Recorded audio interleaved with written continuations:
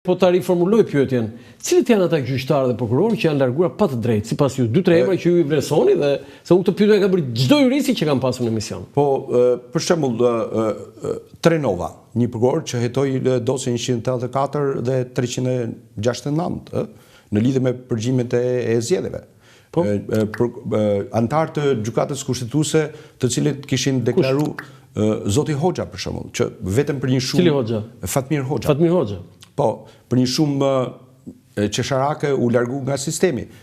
Besa Nikasane, që për një garazh i cili ishte ndërtuar nga firma e ndërtimit, po ishte i pa regjistruar, ju fatëru sigurisht ndërtim pa leje. Tjetër? Në një kohë që persona që sot janë drejtësi, ka emrat pafundë dhe për momentin nuk kujtohen. Elisabeth Ajmer?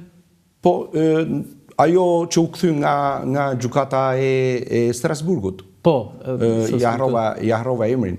Besnik Cani që u kthy dhe persona të tjerë që mos harroni që një pjesë e madhe ndoshta pas nesër edhe gjykata e Strasburgut, pavarësisht vendimarrjeve të cilët të them të drejtën janë pak dubioze, edhe për shkak të ndikimit të Sorosit në gjykatën e Strasburgut. Ndikimit të? Sorosit. Janë 13 gjyqtarë sot që ushtrojnë funksionin. Në thënë një gjë shumë të fortë tani, për parë gjë. Unë kam Sorosin gjykatën e Strasburgut? Ja, unë kam nga politikan gjerman këtë dhe e them me bindje të plot. Po jo, tani zëvendës kryetari i CSU-s gjermane më ka thënë që 13 antar të gjykatës së Strasburgut janë emëruar me ndikimin e Sorosit atje. Tani dhe pjesëmarrja e përfaqësuesit të Shqipërisë si antar i gjykatës në disa vendimarrje. Për kë keni fjalën nga? Për Pavllin. Dorian që është aktual. Në vendimarrjet ka dhënë efekte dhe që për shkak të konfliktit të interesit sot ai nuk mund të lejohet të marrë pjesë në asnjë çështje që përfshihen Shqipëria dhe sidomos çështjet e gjyqësore. Çfarë konflikti interesi? Po sepse ka punuar në organizmat e Sorosit. Ka ardhur si Sorosit, ka qenë drejtues i Sorosit në organizatat e shoqërisë së hapur. U koklavit çike. Po mirë, ju pse u larguat në drejtësi? U largova edhe për shkak të them të drejtë periudhës së gjatë dhe nuk po e gjeja veten në sistemin e drejtësisë. U larguat vetë? Po, padyshim, me vullnetin tim të lirë dhe po e sqaroj që edhe pas largimit dhe ndërheqjes time Komisioni pavarur i kualifikimeve ka bërë kallëzim penal përsëri në SPAK kundër meje. Po pse? Për çfarë? Ashtu e çmuna. Jo, për çfarë vepre penale? Për veprën penale, për të njëjtën vepër për cilën më akuzonte kryeministri dhe për cilën isha hetuar një herë. Për pasurinë. Për pasurinë tuaj. Dhe në fund, dhe çfarë ndodhi?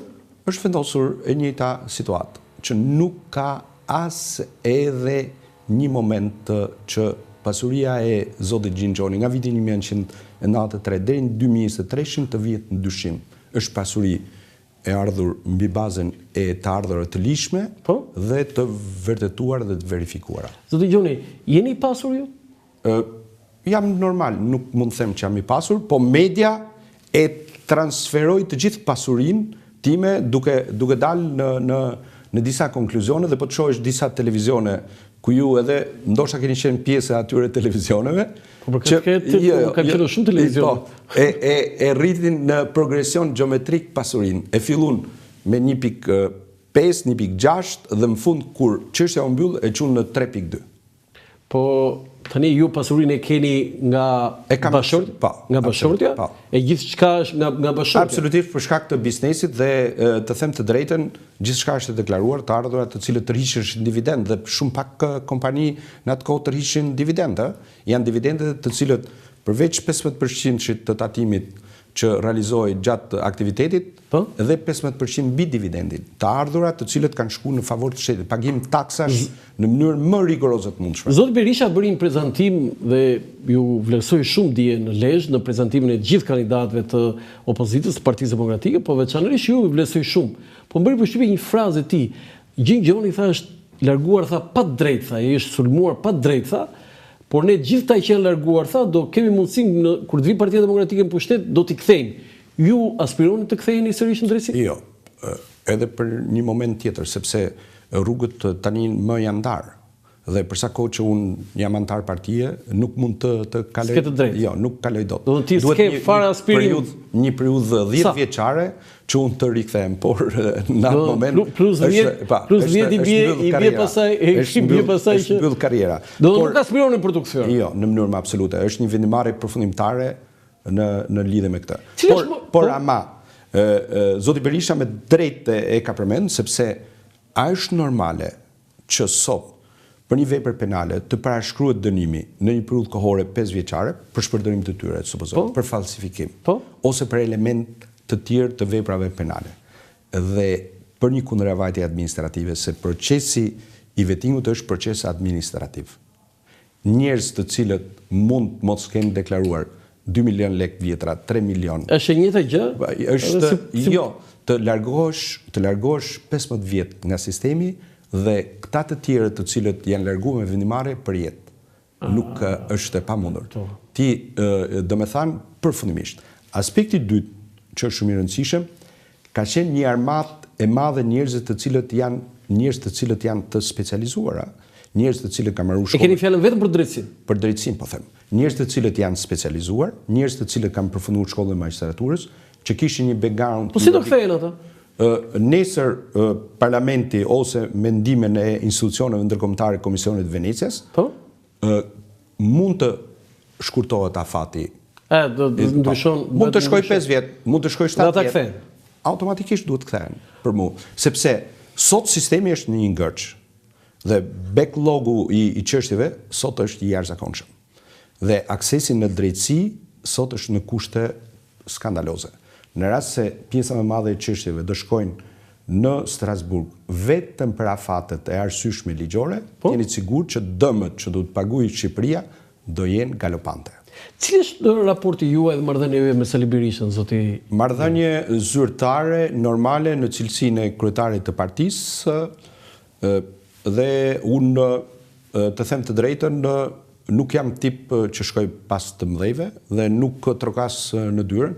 Unë kam marrë përsipër një pozicion caktuar, po bëj fushatën time, padyshim që partia është komplet ndryshe nga qenia gjyqtar, sepse në punën time të përditshme unë isha se imagjinoj dot këtë. Është një ndryshim ai gjingjoni rrep, lej që kështu rrie larg, kështu gazetar si afroje fare, tani atje do të natyra jote do ndryshoj. Si e ke bërë këtë ndryshim? Ndryshimi ka ndodhur natyrshëm. Unë si natyrë jam në pamjen e jashtme duken sikur jam edhe arrogant, edhe prepotent, edhe njëri i ftoftë, por në takimet ata që njohin afër? Po, ata që më njohin nga afër dhe në marrëdhënie njerëzore jam shumë e kam dëgjuar, shumë i afërt edhe me njerëzit dhe sot marrëdhënia afërsia me njerëzit atje ka kriju dhe një marrëdhënie besimi. Kam disa foto që do doja një mendimin tuaj, ju lutem regjia, fotot që kemi. Cili është mendimi juaj për zotin Altin Domani, drejtuesin e SPAK? Unë kam punuar për një periudhë kohore gjatë me të them drejtën edhe në gjykatë e shkallë të SPAR. Kam përshtypjen ja 15-16 vjet. 15-16 vjet? Po, edhe në gjykatën e shkallë të SPAR. Më mirë se sa ty se një njeri. Si është? Apelit.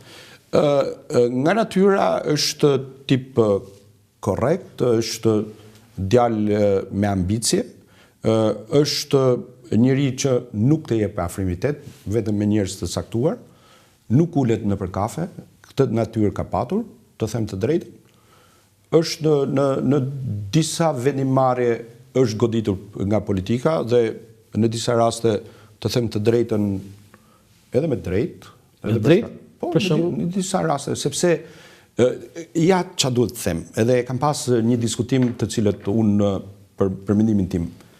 A është normale që sot kryeministri i Shqipërisë është i lidhur dhe 60% e qeverisë sot është në burg, 50% deri në 60% e kryetarëve të bashkisë është në burg ose është në hetim? Në hetim, po. Në hetim, ose kryetarët të bashkisë të cilët janë aty. Lidhje ka? Por as edhe një fije nuk të çojnë paktën si person që ka dieni në lidhje me rrethanat e hetimit që kryeministin ta thrasësh. Ti po flet si politikan tani, jo si gjyqtar. Jo, edhe si gjyqtar. Gjyqtari ka zbon lidhje gjyqtar. Jo, por çdo fije sot po flet si politikan. Po, edhe si politikan, sepse tani nuk e ndaj dot politikën nga pjesa e kësaj. E dyta, që është shumë e rëndësishme, dhe unë them edhe në pozitën e gjyqtarit, duhet patjetër që dëmi ekonomik të jepte një parandalim tërësor. Në ç'kuptim? Në rast se ka filluar një çështje penale për insenatorët, për korrupsionin, për vepra penale të cilët sot kanë sjellë dëme të konsiderueshme në buxhetin e shtetit, prokurori automatikisht duhet kërkonte që të ardhurat të shkonin në një escrow account, në një llogari bankare, e cila të qëndronte në kushte të tilla, dhe në rast se gjykata përfundimisht dhe prokurori nesër mas nesër do të rezultote që është i pafajshëm X ose Y, t'i kalonin shoqërisë ose personave, por kur nuk mund të vazhdoj që këto lek të shkonin në dorët e përfituesve direkt. Zoti Gjoni, keni qenë dakord dhe jeni dakord me zotin Berisha, i cili e ka cilësuar zotin Dumani kryekriminal dhe spaku në organizatë kriminale? Të them të drejtën, unë nuk kam informacion që ka zoti Berisha, dhe është diçka të cilën unë sot nuk mund. Berisha sot është një nga politikanët më të mirë informuar, edhe për shkak të shenjës ti edhe si president Republike, por edhe si kryeministër, por edhe për shkak të informacionit që i shkon kohë pas kohe, edhe nga zyrat e spakut, që t'jemi realist. I vjen aty informacione nga spaku? T'jeni të sigurt, edhe nga zyrat e Partisë Socialiste. Po dhe ne na vijnë informacione. Ja, edhe mu. Këtu presim pak këtu. Ju jeni duke thënë që disa prokuror, jo prokuror, mund të jenë edhe njerëz të cilët po nga spaku, punojës të spakut, i japin informacione zotit Berisha në mënyrë digjitale, pa emra konkrete. Ja japin informacione. Po siç sot, sigurisht unë nuk po them takoj në kafe. Po siç sot për shembull që një pjesë e informacioneve në lidhje me kryetarin e Bashkisë së Tiranës ose për zyrat e ministrive vinë nga punojësit të cilët janë brenda ministrive, sepse Partia Demokratike sot e ka të pamundur të hyjë në institucione për të marrë dokumentacion. Jo, okay, po është normale dhe në aspektin etik, por edhe në atë që ju njëni, se keni qenë vetë pjesë e drejtësisë që spaku cilësohet organizatë kriminale dhe në 12 maj ne do ta shkrijmë, se kështu ka thënë zoti Berisha. Qëndrimi i zotit Berishas ka thënë që një pjesë të prokurorëve të cilët janë të përfshim në procese politike, padyshim që duhet të largohen. Nëse bën kryeministri, zoti. Jo, kryeministri ban deklarata politike, pa ata do kalojnë në një moment të dytë. Po ai thotë që po bëron kryeministri këta do të heq. Po si heq dot. Do të unë kuptoj këtë që po heqja është ndryshim kushtetues. Dhe duhet patjetër.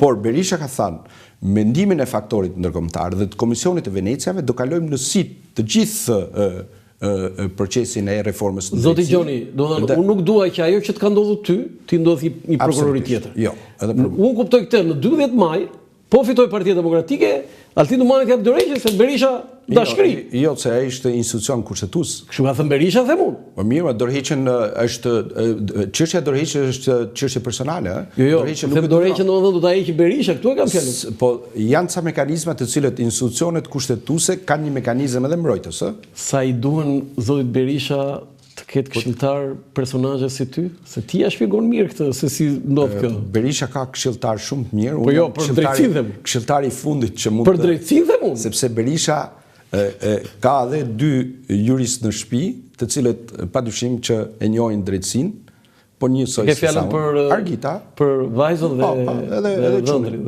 çunin, dhe djali. Mirë, Argita për drejtësinë nuk mund të themi që Zeni mund ta. Jo, zonja është profili i lartë. E ka vujt në lëkur pjesën e drejtësisë. Shiko, zonja Argita Maltezi që ju e njihni, shkak të procesit ndaj Tjatit, por edhe për shkak të procesit ndaj të shoqe. E kisha fjalën për nivelin e juristit. Zonja Argita Berisha është një profil i lartë në jurisprudencë. Absolutisht. Është njësoj si vllai. Okej, foto tjetër.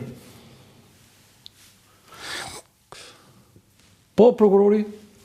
Në lidhje me Dakon, të them të drejtën, nuk është se kam patur njohje personale, padyshim që është një prokuror i cili ka treguar kuraj dhe guxim sot në sistemin e drejtësisë, se ta arrestosh një kryetar kryebashkiakun numrin 2 të Partisë Socialiste, në rast se dojë që në kështu në detyrë, se kjo është shumë e rëndësishme. Në detyrë? Në detyrë.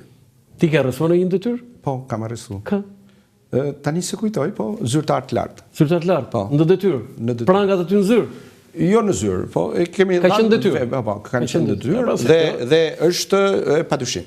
Dhe tregon kuraje, pavarësisht të mënyrës se si është përsekutuar nga media, dhe media sot o të ngre, o të ullë të futë. E ke marrë këtë parasysh që tani që më futën politik do bësh deputet, do të masakroj media kundërshtar? Padyshim. E ke marrë parasysh? Padyshim. Nuk ka thënë ata të shtëpisë bashortja njerëzit ka qenë kundër përfshirjes time. Po, po sepse për një periudhë kohore 8 vjeçare ose 12 vjeçare, goditja nga media ka qenë në nivelet më të pa moralshme. Të masakron. Pa moralshme, të pa drejta. Të media të cilët po t'i shohësh një pjesë të madhe të gazetarëve, dhe unë deri në momentin aktual nuk jam marrë me ta. Fare, sepse jam tregu edhe pak gjeneroz më tej sa duhet, dhe shpeshherë bashortja ime më kritikon, më thot zotëri, gazetarët duhet i qosh në gjyq, vinë të vërtetojnë fakte dhe prova për cilët ndalin dhe thonë. Por them që ka ardhur një moment t'i themi stop për baltjes, edhe mënyrës se si sot media i trajton me preferenca dhe nuk është objektive. Nuk është objektive. Sulme politike të pa drejta dhe të pa moralshme. Foto tjetër?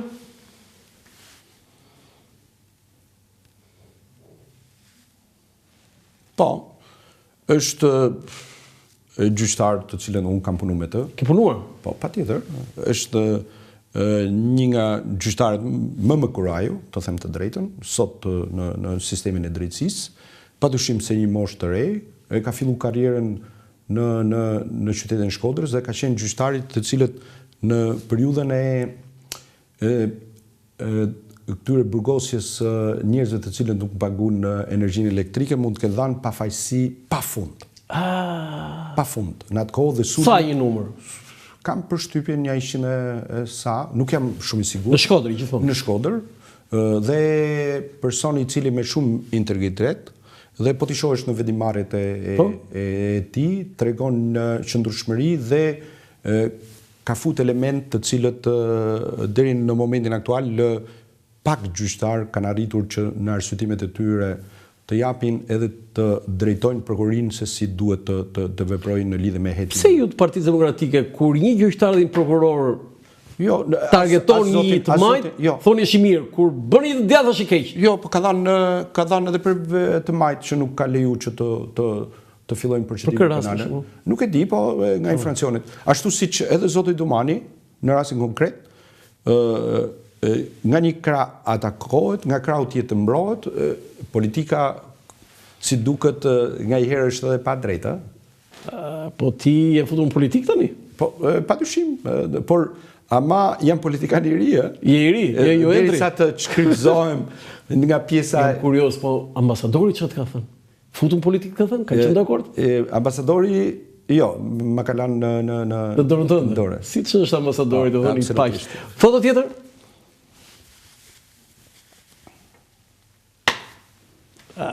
Tani e di ç'a pyet, sikur ti që gjyqtari Edi Rama, ç'a vendimi do t'jepi? Vendimin mbështetur mbi prova dhe fakte. Por perceptimi sot publik, dhe unë nuk jam jashtë perceptimi publik, është njeriu më i korruptuar sot në Shqipëri. Ke prova? Unë them perceptimi. Gjyqtari nuk thash unë kam ardhur si politikan. Okej, po tani unë po ta bëj çik këto. Edi Ramën e ke ti je gjyqtar sot. Unë ti je i sigurt, po ti isha gjyqtar. Pavarësisht atakimit që më ka bërë, nuk do isha personal, por ama do hiqe dorë nga çështja? Në rast se edhe mund të hiqja dorë për shkak të atakimit, por ky njeri duhet Kjo është gabim, mirë t'jepë pafajësi. Ky njeri duhet t'japë llogari për gjithë dëmët që i ka sjell ti kombi. Çfarë ka sjell? Çfarë dëmë se ky ka e para futi mentalitetin e shkatrimit të shtetit. Dhe sot shteti drejtohet vetëm nga një person, nuk punon me institucione. Dhe kjo është dëmi më i madh që i ka shkaktuar. E dyta është eksodi masiv dhe çpopullimi i policisë që është plaga më e madhe që sot i ka. Si do të ndalë Partia Demokratike? Se kam kuptuar në si ikin njerëz, s'duan të di. Do ta them edhe këtë. E treta është njeriu që sot është pas çdo tendri, pas çdo vendimarrje, pas çdo partneritet publik-privat. E imagjinoni, janë bërë ligje për persona të caktuar, nuk ka ndodhur kurrë, vetëm në kohën e qeverisë së Edi Ramës. Dhe unë jam besim plot që Partia Demokratike me ardhin pushtet duhet të ndërtoj bordin e transparencës dhe eficiencës si në Shtetet Bashkuara të Amerikës, të fusë në sit çdo vendimarrje e cila me shqiptarët do ta bëni këtë. Me shqiptarët pse jo? Tani ti themi ca gjëra që si janë, Jo, me shqiptarët, po ka dhe shqiptar shumë të ndershëm, shumë të përkushtuar, njerëz të cilët duan patjetër që të jetojnë në Shqipëri, dhe duan që të ardhurat publike të shkojnë në destinacionet të cilët janë sot në investime.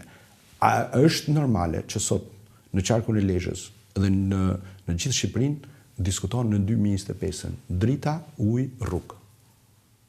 Dhe nga viti 2013, kur Partia Demokratike ka lënë pushtetin, dhe deri më sot më thuj investime të qëndësishme që sot ka Shqipëri. Më thuj një investim të huaj që nga viti 2013 e deri më sot ka ardhur në Shqipëri, përveç investimeve të TAP-it, të investimeve të hidropower, të PD-s dhe Shell-it, që edhe ai u largu sepse u propagandu me të madhe. Dështoj me sukses. Dështoj me sukses.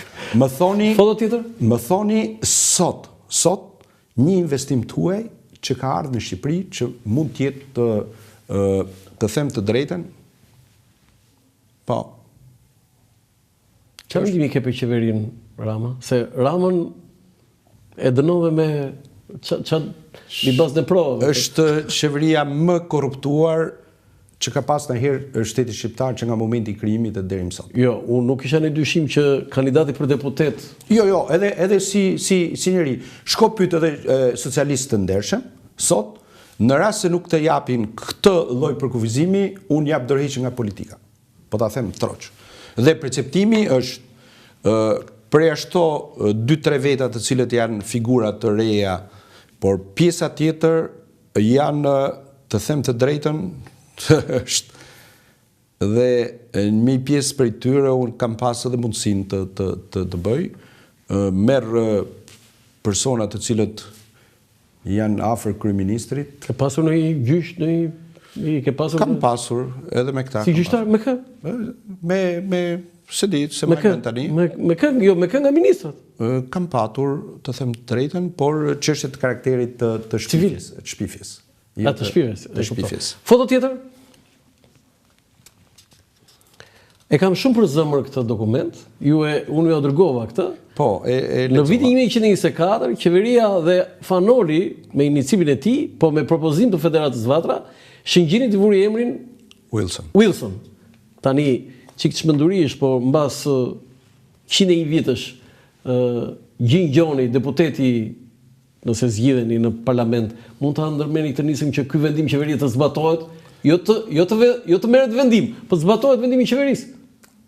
Tani është padyshim shumë e bukur, propozimi i Nolit. Jo, është vendim. Vendimi i kryeministrit Noli. Ja, vendim numër 224. Po. 14 i 8 2024. Më fal, 1924. 1924, do të thënë 14 gusht. Dhe zoti Vrioni është sekretari i Këshillit Ministrave të asaj kohe.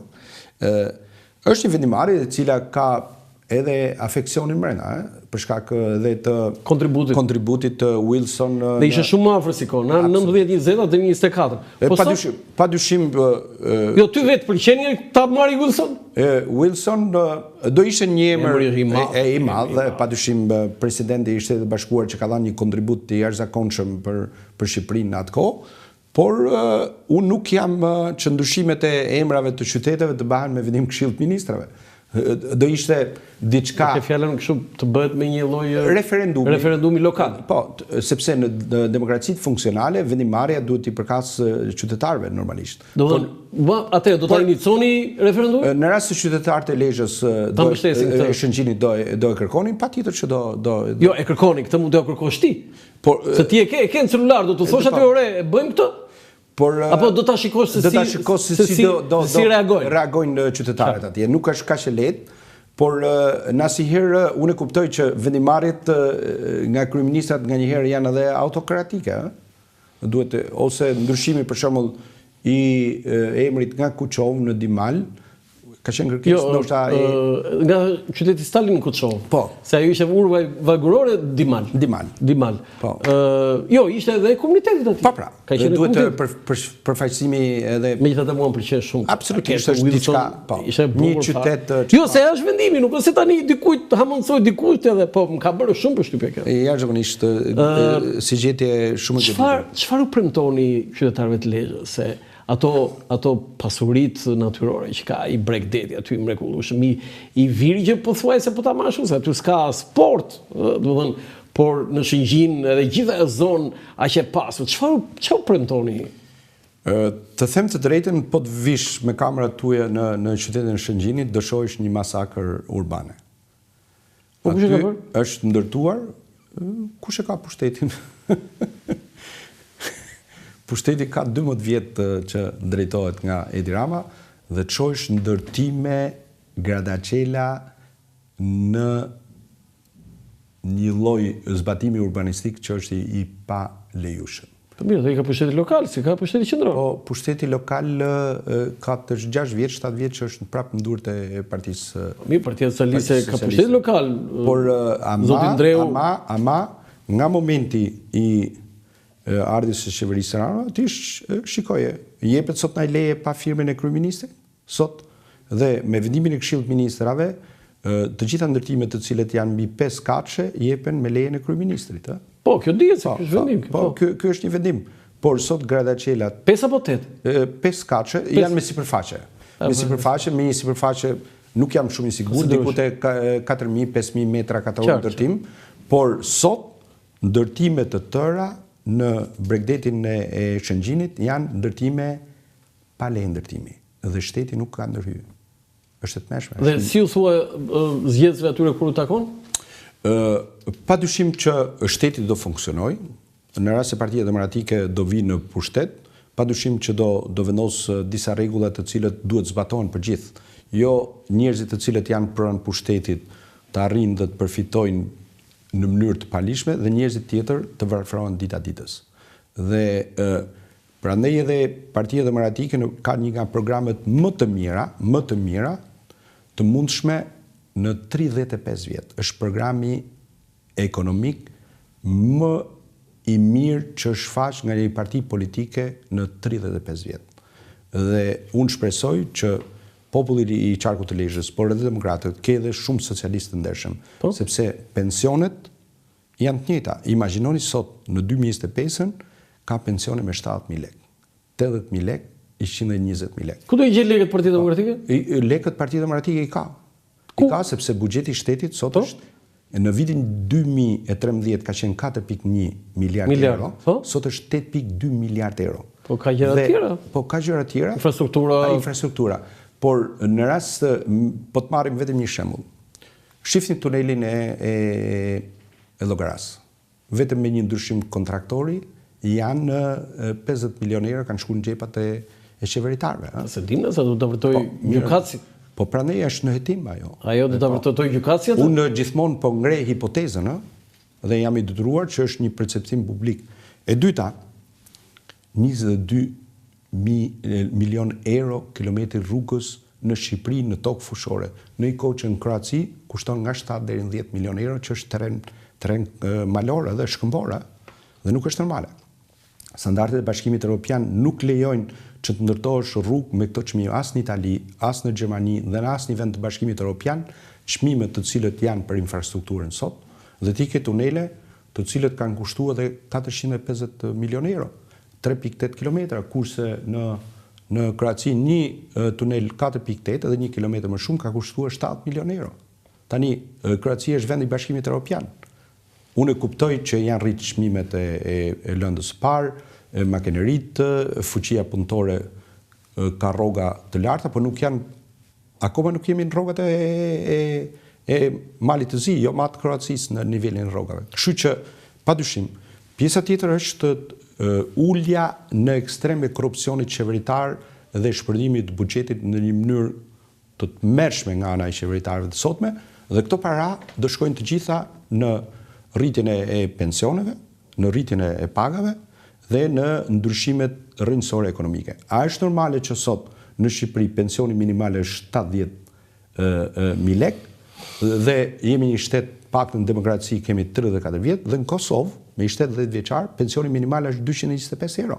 Dhe Kosova nuk ka resurset natyrore, nuk ka burimet natyrore që ka sot Shqipëria. Dhe kjo ka ardhur për shkak të menaxhimit. Dhe në vitin 2013 pensionet në Shqipëri dhe rrogat kanë qenë në nivelin më të lartë në rajon, se jemi në vendin e fundit.